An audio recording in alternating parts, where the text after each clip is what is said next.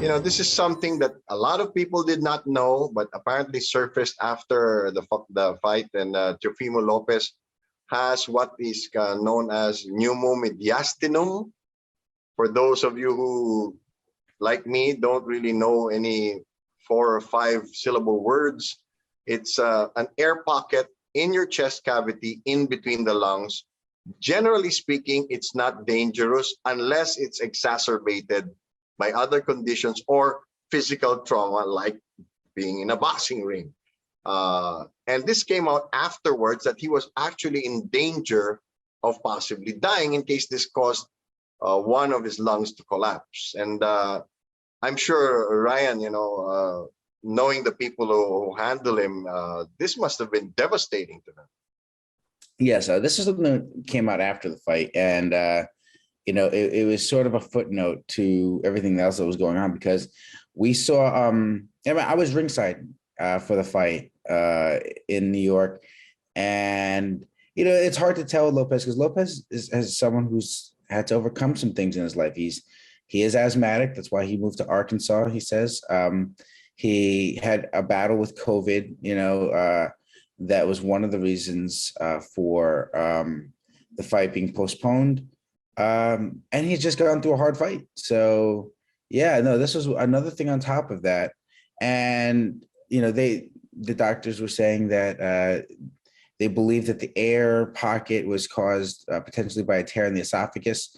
So he's very lucky to get out of that fight,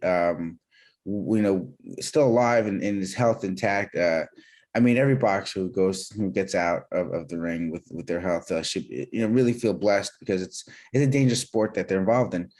But yeah, though, that it does sort of put into new light what had happened in that fight, because Lopez, from the first opening bell, he was going out there looking for a knockout. So yeah, he had his pedal to the metal the whole time. Yeah, and in some cases, or generally speaking, the body just simply reabsorbs that air. In some cases, worst case scenario, they have to actually stick a pipe into your chest to let the air leak out. Like, for example, if somebody who choked, then you have to make a hole in his trachea, something similar to that. But in this case, considering he's physically very strong, he's in great shape. Like you said, he overcame asthma, and sports is always the best way to do that. Generally, it's swimming, but it's a lot of endurance also, and getting your cardiovascular strength up. In this case, though, do you think that he's going to recover faster than the regular Joe on the street? Oh yeah, no, without a doubt. He's an athlete. That always helps.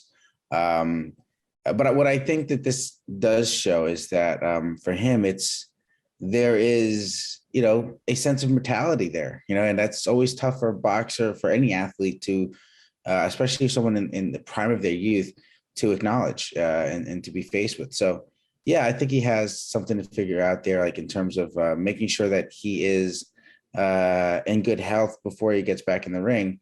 No one ever wants to. Everyone wants to believe that they're invincible, and until they're confronted with contrary evidence, they tend to believe that. So here's some contrary evidence, and I think that Teofimo needs to just ensure that his health is in order before he gets back in the ring. I know that he's probably very hungry to prove himself again. He was a champion who defeated Lomachenko, and then just as shockingly, he was beaten by George Kambosos. I think making 135 pounds or continuing to make 135 is really difficult for him in his body. 140 pounds has a lot of talent there, and there are some great fights to be made, against like someone like Taylor, or even he can even fight guys like Regis Prograis and Ramirez. There's some good fights to be made there. So hopefully he can get that all in order and get right back in the ring.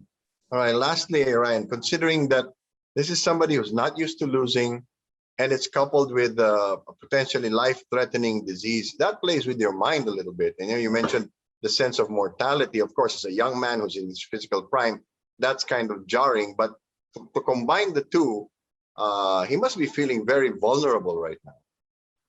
Yeah, no, and that's an issue. I mean, like you see that with boxers when they get their when they suffer an eye injury, right? Even if medically speaking, the eye is safe, you can see, they will think about that. That will be in the back of their mind. So sometimes that happens to fighters. Their veneer of invulnerability is cracked, and it's hard for them to get back to who and what they were. So it's interesting to see what happens with Teofimo. I think Lopez has a lot of things to consider. His health, for one, whom he's going to be training with. I think there's a big push for him to get someone who can handle that kind of pressure and give him sound advice on how to go about doing some of the things that he has to do to win. And also just repairing his relationship with Top Rank. That was a real tough situation heading into the fight. There was a lot of talk about some schisms there. So yeah, I think that Teofimo has a lot to think about, and he's got the holidays to work on that.